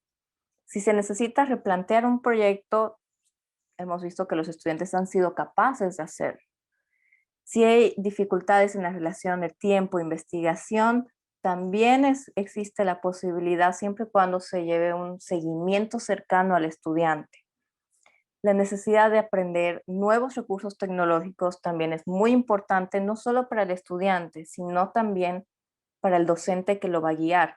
A mí me ha sucedido en casos que los estudiantes mismos han descubierto herramientas que yo no conocía antes. Entonces ha sido buenísimo porque yo aprendí una nueva herramienta que la tuve que desarrollar rapidísimo para también guiar al estudiante, ¿no? Y también es muy importante la rápida adaptación que tenga la institución a estos tiempos que tenemos y además que se dé la posibilidad al estudiante de solicitar apoyo, solicitar ayuda y que exista, ¿no?, esta posibilidad de brindarla. Entonces creo que eso fue rápidamente. Les agradezco mucho la atención. Cualquier duda que tengan, estoy disponible. Muchas gracias, Vania. Seguramente te haremos algunas preguntas. Bueno, yo en mi doble rol de expositora y coordinadora no me voy a tomar mucho tiempo, voy a tratar de ser breve porque me interesa el debate y he escuchado presentaciones todas muy interesantes de las cuales creo que podemos sacar como, no sé si conclusiones, ¿sí?, pero tener en cuenta mucho de lo que se ha venido trabajando. Y me voy a apoyar en esto último que decía Vania de todos vivimos, sea en Colombia, en Brasil, en Bolivia, el periodo de de aislamiento o distanciamiento social, ¿no? Y que el año pasado nos ha encontrado a todos como medio sorprendidos. Esto que en un momento eran 10 días, 15, terminó siendo hasta ahora 1 año y medio. Y también en mi doble rol de docente e investigadora, yo soy docente de la Universidad de Palermo, en la maestría en diseño y el doctorado en diseño, nos ha atravesado, ¿sí? Nos ha atravesado más que nada primero el dictado de las clases, donde tuvimos que pasar de la presencialidad a la virtualidad, utilizando un sinnúmero de plataformas, el Blackboard, el Moodle, el Zoom, el Meet y demás. Y en cuanto, más aún, cuando trabajamos la investigación, ¿no? Cuando estamos trabajando el proceso de investigación. Y en mi caso, soy docente justamente de lo que es el trabajo de campo, están en la instancia del trabajo de campo. Entonces, ¿cómo poder adaptar el trabajo de campo en la virtualidad? Hay investigaciones, hay tesis que requieren de una investigación documental. En este caso, no habría tanto inconveniente o no hubo tanto inconveniente, pero sí lo fue en aquellas que obviamente tienen una investigación que es netamente de campo. Y en este caso partamos de una metodología, como hoy hablaba Ana, más cualitativa, donde se realizan entrevistas, observaciones, y ella mencionó el WhatsApp, y después por ahí quería como preguntarle el tema del rigor metodológico, justamente, ¿no? Cuando uno usa y quizás abusa de las aplicaciones, y en las metodologías más de índole cuantitativa se difunde mucho la encuesta. Y empezamos a encontrar que todos utilizaban un sinnúmero de el formulario Google, ¿no? Este formulario que es autoadministrado y que cada encuestado se encuentra en soledad, como hace tiempo ya decía Mais, una socióloga alemana, donde no le puede consultar al encuestador qué se refiere con esa pregunta, no la entendió, tengo que elegir una opción, 2 opciones. Y ahí empezamos a interrogarnos justamente sobre el rigor metodológico, ¿no? De cómo hay que tener en cuenta, y más en estas ocasiones donde trabajamos con la virtualidad, más allá de que lleguen a todos los encuestados, si esta herramienta es válida y confiable, ¿no? Que también hace tiempo muchos sociólogos se dedicaron a hablar de la confiabilidad y la validez de la encuesta. La encuesta como un instrumento de recolección de información que nos permite recolectar algunas características de un gran conjunto de personas. Decimos, ¿es válida, ¿sí? Podemos recoger información, es como la validez tendría que ver, como a veces hablamos de ¿el termómetro sirve para medir la temperatura? Sí, sirve. Ahora, ¿es confiable? Y, a ver, ¿el termómetro es confiable para medir la temperatura? Hay que ver si funciona, cómo se coloca. En el caso de la encuesta, nos preguntamos lo mismo. ¿Cómo construimos las preguntas? ¿Qué información queremos recoger con estas encuestas? ¿Y de qué manera la vamos a planificar? Y creo que aquí está la expertise y que tiene que ver más aún con el rigor metodológico de cómo planificamos las encuestas.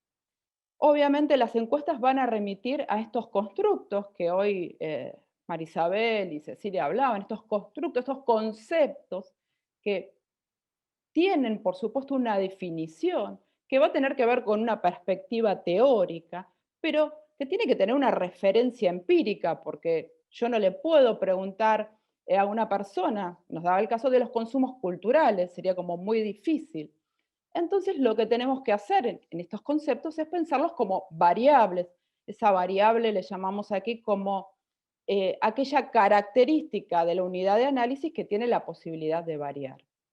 Y cuando hablamos de variables simples que tienen una referencia empírica directa, no tendríamos problema. Preguntarle a un encuestado qué edad tenés es muy sencillo.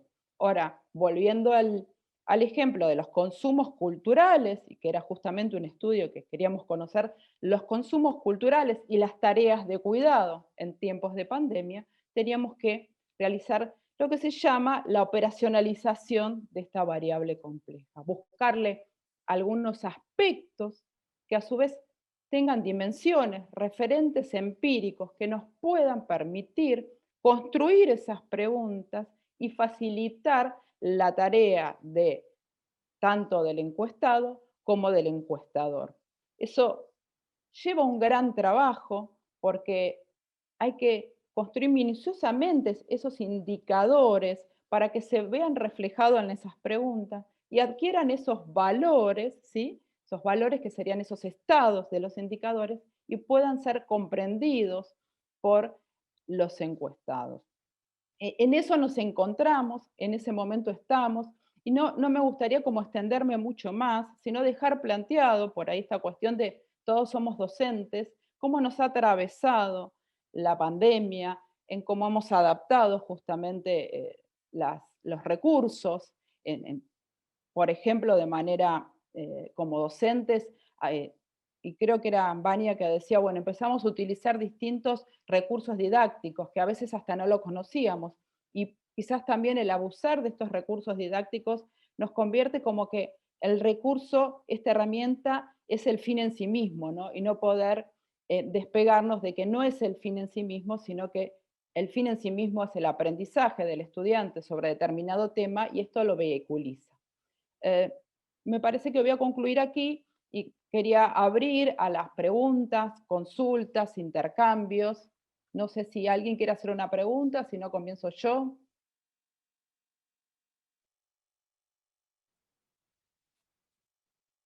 ¿Hay preguntas por ahí?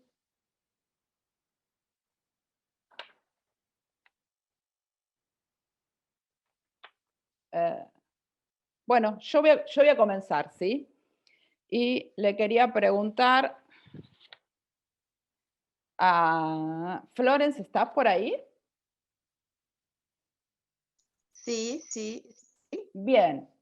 Florence, ¿cómo fue que se te ocurrió realizar este estudio, ¿no? De tomar ciertas, presencias de la naturaleza, como vos decías, bueno, creo que era un halcón, y utilizar ciertos movimientos para diseñar un cooler? ¿Por qué fue que se te ocurrió?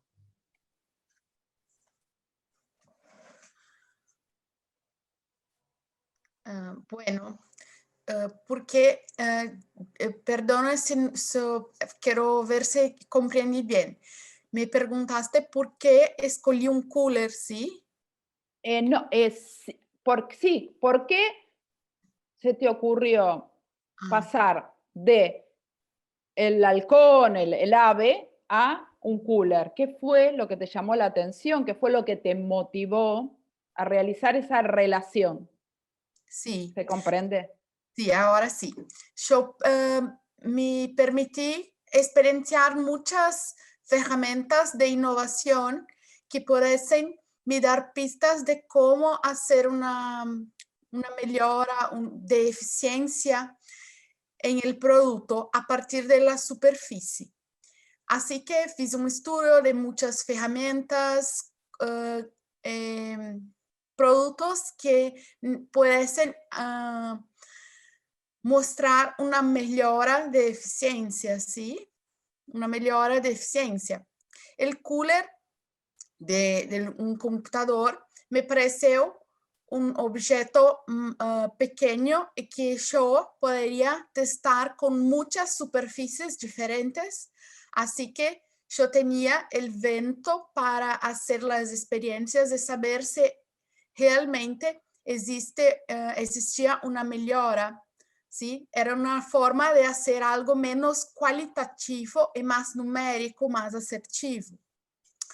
Así que, bueno, usé algunos métodos para hacer una innovación.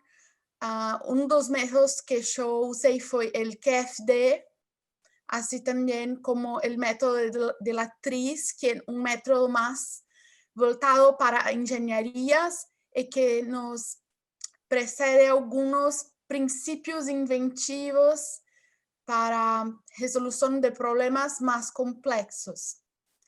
El biomimetismo es uno de esos principios inventivos que son sugeridos con algunos métodos, así que cuando yo percibí, comencé a usar varias texturas de otros animales, así como escamas que tienen a ver con la fluidez de los peces,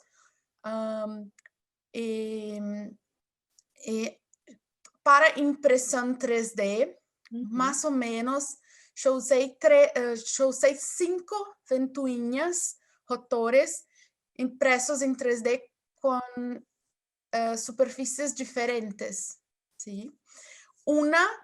Muchas no tenían la eficiencia esperada, muchas se atrasaban en relación a una ventoinha lisa, que es lo que estamos acostumbrados a ver, que la superficie lisa, sin superficie, es la más eficiente, pero no, eso no es verdad.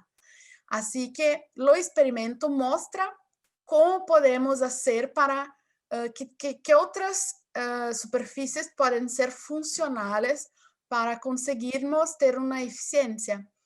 Así que usé, como había dicho, las escamas y otras que no tenían un buen resultado, porque el agua es diferente del viento, el escoamiento es muy diferente.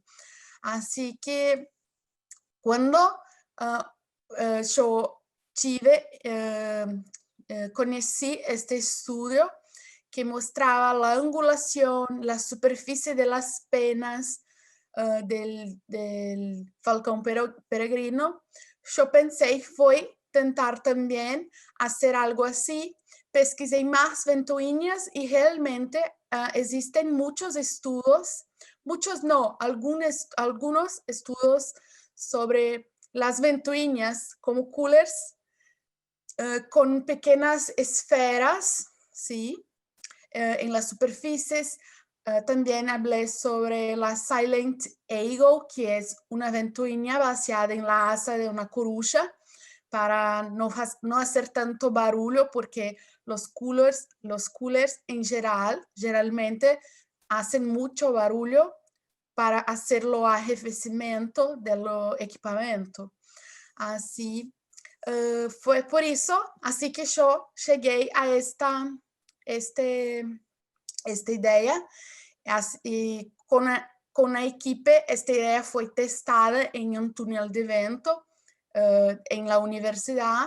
Se mostró la más eficiente de las 5 ventoinhas, siendo una la lisa, que es la referencia, la base para prevermos si hay una eficiencia o no. ¿Comprendiste, Vanessa? Sí, sí, genial, muy, muy, muy interesante, muy interesante. Muchas gracias, Florence. Bueno, vuelvo a reiterar, no sé si alguien quiere preguntar, quieren realizar alguna pregunta. Si no, yo... No Sí, sé. Vanessa, ¿puedo hacer una intervención? Sí, por supuesto. No, me resultaba muy interesante así, en primer lugar, hacer una devolución de todas las ponencias, la mesa de hoy, digamos, en relación a algo que nos une y que nos un poco identifica a todos los ponentes en relación a la investigación, de cómo digamos, podemos articular este rol docente, esta función docente en el campo de la investigación. Me interesó muchísimo, por ejemplo, si la temática de estos instrumentos que vos mencionabas, Vanessa, respecto del rigor metodológico. Me interesó mucho la ponencia de Frida, no sé si estoy pronunciando bien su nombre, respecto del WhatsApp, y recordaba que hace un tiempo aquí en Argentina se había realizado una investigación en sectores digamos, de personas en situación de vulnerabilidad social, en donde, digamos, el objetivo de la investigación era relevar la autopercepción de estos estudiantes en relación a su estudio, a su estar en la escuela. Y las investigadoras pudieron incorporar la selfie como instrumento a través del cual estos estudiantes podían hablar de sí mismos, ¿no? Entonces, bueno, lo traigo, digamos, en relación a estas herramientas nuevas que han surgido al interior de la pandemia y de cómo podemos ir fortaleciéndolas e introduciéndolas como para que queden, ¿no? Como decimos, esto ha venido para quedarse, Totalmente. evidentemente, y entonces cómo podemos incluir o, digamos, sí, incluirlas como herramientas metodológicas en nuestras investigaciones. Asimismo, también esto que aporta nuestro compañero de Cali respecto de pensar todas estas informaciones que nosotros inclusive en nuestra facultad las ponemos en el anexo, ¿no? Las imágenes, este paradigma de investigación-creación me pareció también muy interesante para poder rescatar y recuperar y, bueno, pedirles por lo pronto a estos dos compañeros, ponentes de hoy, si podían complementar algo más respecto de, más que nada de la rigurosidad, ¿no? Digamos que Totalmente. esto es el eje que vos traías. Genial, gracias, porque justamente les iba a preguntar el tema de la rigurosidad metodológica, ¿no? Que es tan importante y que a veces en la vorágine de recoger información y que lo tenemos tan a la mano, ¿no? La inmediatez del WhatsApp hacemos perder de vista. Esto para la compañera de Brasil, de Frida, y para Jorge también, decir esto cuando hablabas de investigación-creación, creo que se emparenta con una tradición, si no me estoy confundiendo, un poco antigua, que era la investigación-acción, ¿verdad? Que se realizaba mucho en los estudios sociales. Bueno, les dejamos abierto a Frida y a Jorge si quieren responder o contarnos, Sí. ¿no? Sí, gracias por las preguntas y el interés.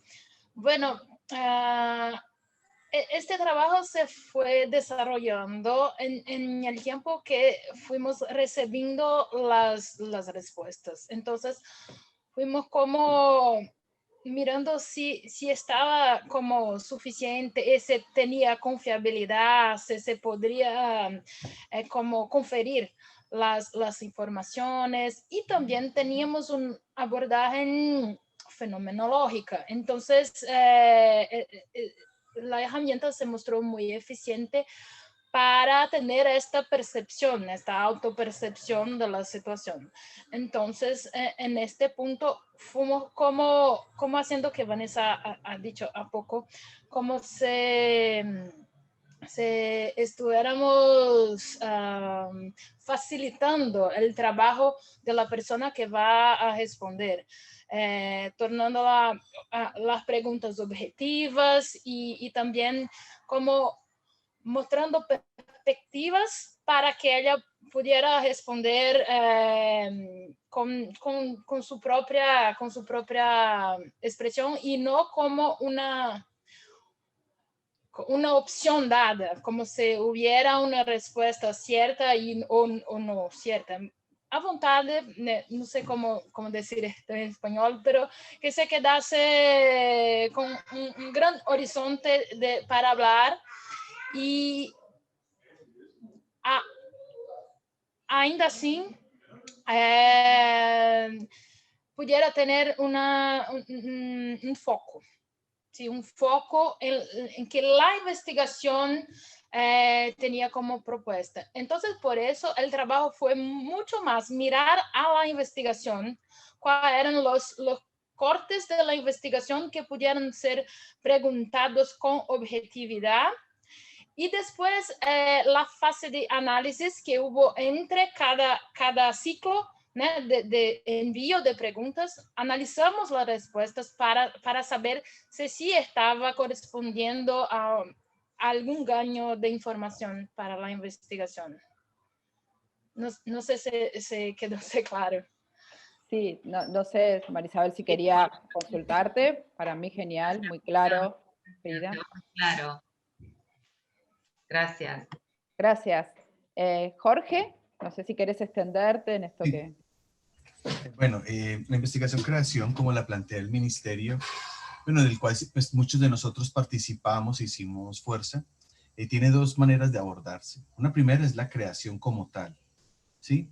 Que sería pues el proceso propio y el ritmo propio de una persona, de un campo como el arte o el diseño, pues va explorando y va encontrando el camino. Y el otro, que fue una metodología que permite abrir un abanico y tomar buenas decisiones. Entonces, con mis estudiantes, al hacer el árbol de problemas, decíamos, venga, ¿hasta dónde podemos llegar y hasta dónde no podemos llegar? Entonces, bajo eso, el rigor es metodologías y técnicas avaladas para ir llegando hasta el objetivo. Y en el objetivo, pues ahí es donde se bifurca la historia. Si el objetivo normal está encaminado a productos clásicos de investigación, en este caso, nosotros obligábamos a que los objetivos fueran resueltos con objetos, productos de diseño, ¿sí? Y bajo eso, entonces, pues las póster, todo lo que nosotros hicimos, respondía a los objetivos que estaban articulados con la pregunta hecha por modelo marcológico. Y bajo esa medida, creemos que el rigor está. Y por último, pues si investigar es generar conocimiento, a esas comunidades como tal no tenían ese elemento. Tampoco era darle una respuesta sobre lo que estaba, sino proponer por encima de lo que estaba. Entonces creemos que generamos conocimiento, hay un rigor, el método de diseño es sistematizado y es medible. Por ejemplo, cuando uno prototipa, cuando hace prototipos o hace sketch, es posible de ser medidos. Hay un acto de iteración que es acompañado con la misma comunidad. Entonces, pues por eso es que como nosotros abrimos este espacio dentro de la academia y creemos que podemos hacer investigación bajo los términos que la investigación lo pide desde este sentido. Muchas gracias, Jorge. Muchas gracias. No sé si tienen más preguntas. Pueden escribirlas también. Yo quería preguntarle a Cristina. Cristina, ¿estás por ahí? Sí, estoy aquí. Bien, bueno, Cristina, vos hablabas de la deducción y la inducción, y más que una pregunta, es saber si yo, obviamente que conozco bien y uno está acostumbrado más por cómo son los proyectos de investigación, por lo menos que aquí se plantean, a trabajar con el método deductivo, ¿no? De la deducción. Pero cuando vos decías andar a tientas, ¿sí? En la inducción, como esto de con qué me encuentro, y a partir de con qué me encuentro voy reformulando, yo hago un paralelismo con lo que es el diseño flexible y el diseño estructurado, ¿no? Donde en el diseño flexible parto de un marco teórico y de objetivos, ¿sí? que no nos permiten cambiar el transcurso de la investigación, y en cuanto a un diseño de corte más flexible, tendría que ver con, a partir de estas preguntas que surgen y de ciertos conceptos, voy mirando lo que sucede en la realidad y puedo ir cambiando, ¿sí? No hay un marco teórico que me constriña la mirada y digo, tengo que ir a ver esto. No sé si es algo así o lo que ustedes plantean.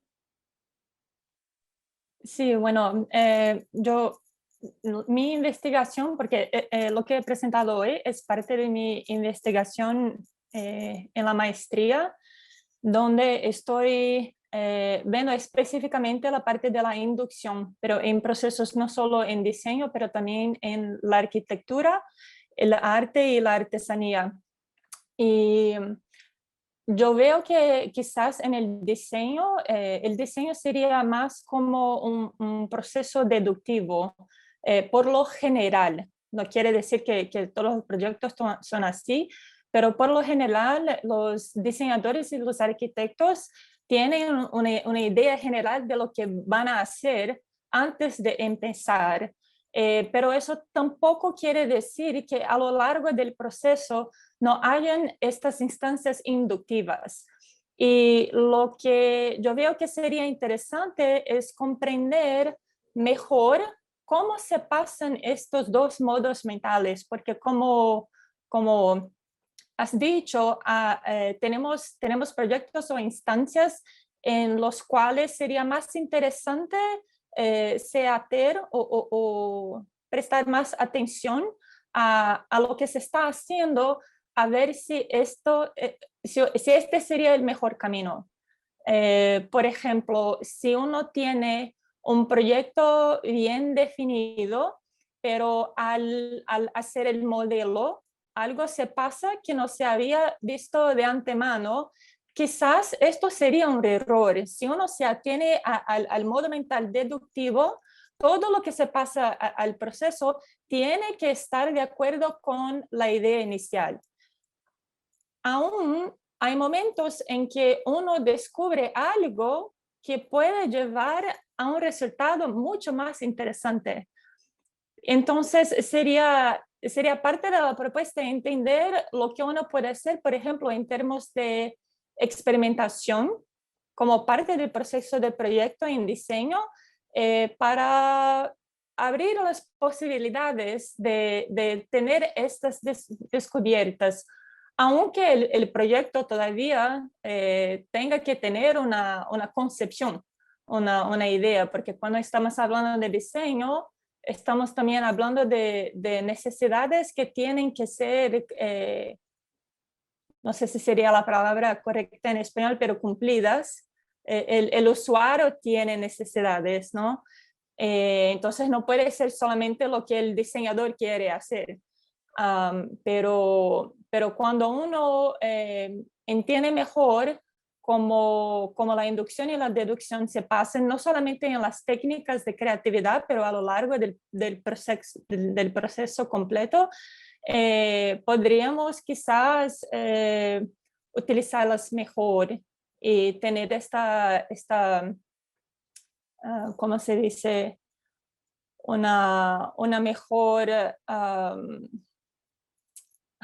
no pienso en la palabra ni mismo en portugués, pero es cuando uno sabe lo que está haciendo, no simplemente va a lo, como había dicho, dejar el camino te llevar, no, pero sería una combinación de los dos, dejar que quizás cosas se aparezcan y uno puede aceptarlo o aprovecharlas o no, pero sin dejar de tener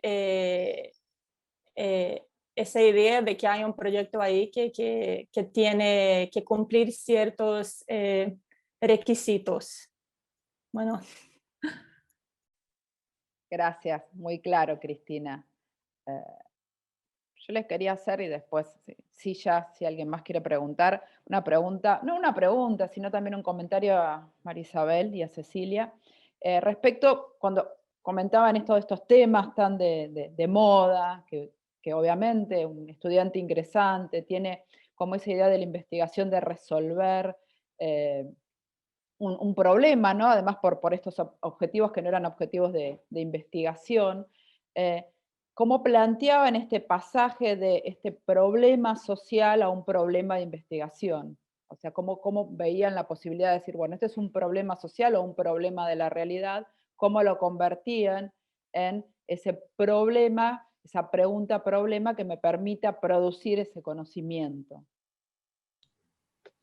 En mi caso, yo tengo, digamos, parto de un proyecto de asignatura que es alojar proyectos de investigación, que van a devenir en trabajos integradores. El producto final es un proyecto integrador al interior de diseño y comunicación, pero focalizado en emprendedores y emprendedoras, ¿sí?, de contexto argentino y o latinoamericano, cuyos objetos tienen que ver con los productos, servicios, marcas, tendencias, productos artísticos que de estos emprendedores o artistas devienen, ¿no? Entonces, ya con ese paraguas conceptual al alumno se le recorta el objeto de una manera más eficaz, Vanessa. No sé si por mi parte está por ese lado. No sé Genial. Sí, me gustaría tal vez agregar dentro de ese mismo marco, ¿no?, del proyecto integrador, que después, bueno, la tarea, además de haber focalizado un emprendedor, por ejemplo, yo tuve un caso de un alumno que estaba muy interesado en el tema de la basura en el océano, ¿no? Entonces, ¿cómo ligamos la basura en el océano con un proyecto que se está realizando aquí en esta pequeña materia, que es un cuatrimestre. ¿Cómo hacemos para resolver la basura del océano? Claro, el mundo y sus alrededores. Es un trayecto enorme, entonces, por eso yo decía que lo importante de mantener ese propósito que es muy genuino y que nos involucra a todos en un mismo hábitat, pero cómo a partir de ahí ir trabajando sobre los objetivos que puedan ser realizables, entonces trabajar sobre la viabilidad, sobre pensar un poco en cómo va a finalizar, cuáles son las actividades que se podrán hacer, qué tipo de trabajo de campo, las herramientas, es decir, empezar a visualizar el terreno que se va a ir pisando paso a paso, ¿no? Entonces, después el trabajo, a veces el alumno dice, bueno, mi lugar en el mundo es mínimo, y sí, bueno, pero trabajamos desde ahí, ¿no? Desde eso pequeñito en lo que podemos ir construyendo un poco algún pasito. Así que es la artesanía de Seguro. de ese andar, ¿no? Sí, sí. Gracias. Bueno, no sé si hay alguna otra pregunta antes de cerrar. No tenemos mucho más tiempo, pero... Vanessa, hay una pregunta de Rafael Ángel en el chat. Ah, no, yo no la llego a ver, por eso, no sé por qué. A ver. ¿No? Vamos a ver si ahí la visualizo. No. ¿Alguien puede leer? Porque yo no sé por qué no visualizo la pregunta de Rafael. O si Rafael, si tenés micrófono y querés leerla. Si quieres lo leo, pero Dale. yo creo que alguien que lea mejor el español, tal vez.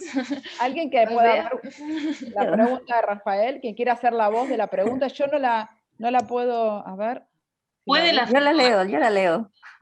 Bueno. Dice, ay, perdón. saludos. ¿Puede la fotografía funcionar como herramienta de recolección de información en un proyecto y servir a la vez como medio de creación artística? Pregunta para todos.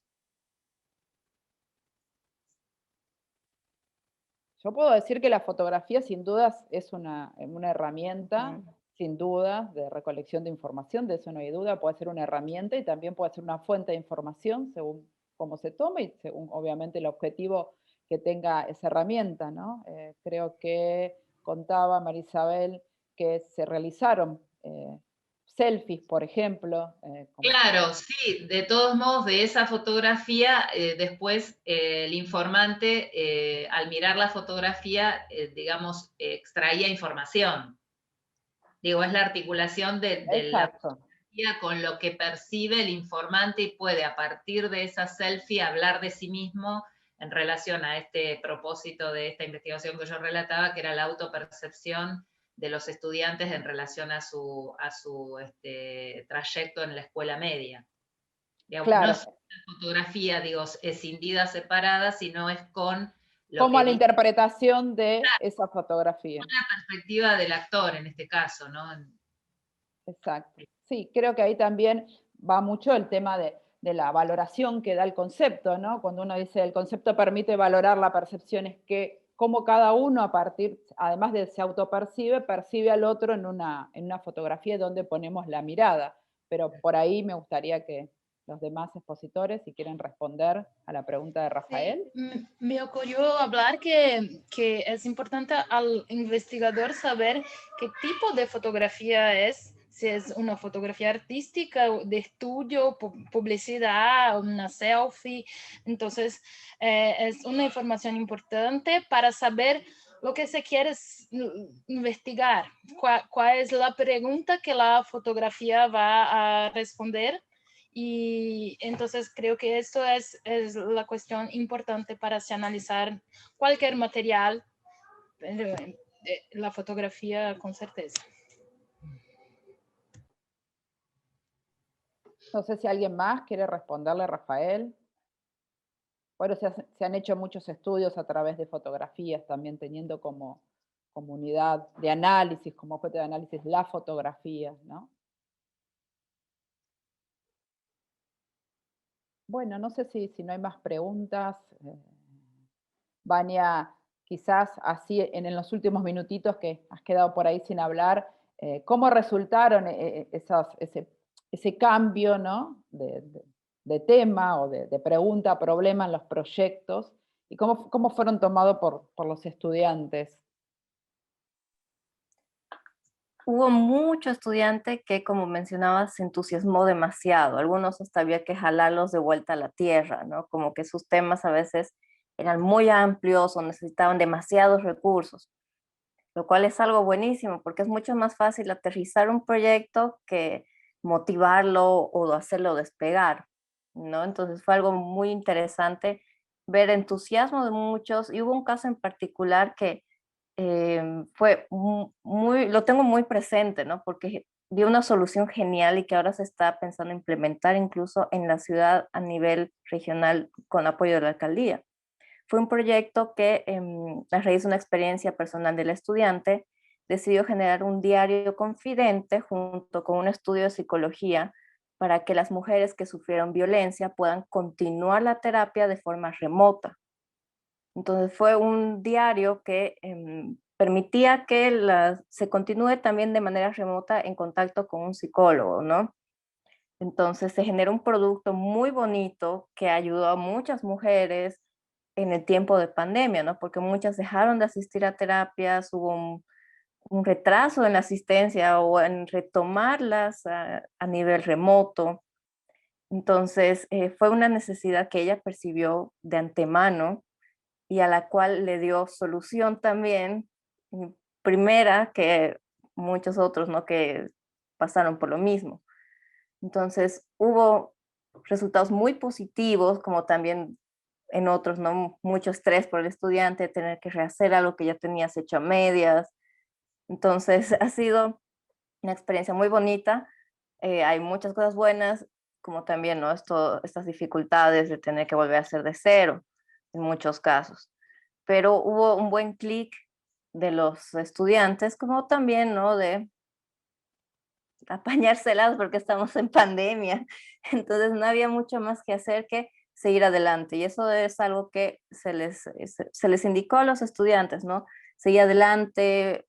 Por ejemplo, mencionaban hacer algunas cosas fuera de lo formal mediante WhatsApp, ¿no? Entonces, una herramienta que ayudó bastante porque algunos no podían conectarse tiempos muy prolongados por el tema del internet, entonces ya hagamos una reunión por WhatsApp. Entonces, permitir esas facilidades ha sido muy importante para que no se queden trancados, no se queden pausados y además frustrados, ¿no? Porque quedarse ahí al borde de la licenciatura, de completar tu proyecto, es más bien lo que se quería evitar, ¿no? Que se continúe, que cueste lo que tenga que costar, pero ahora ya están licenciados y tranquilos también, dando una solución además acorde al contexto. No hacer un proyecto simplemente por cumplir, firmar y ya, sino que se dé efectivamente una solución y que vea que desde el diseño es posible dar una solución siempre. Gracias, Vania. Bueno, ya no nos queda como tiempo. Agradecerles a todos la participación. Ha sido muy interesante. Invitarlos a las otras exposiciones y en la página después van a encontrar la grabación y certificados. Ha sido un gusto.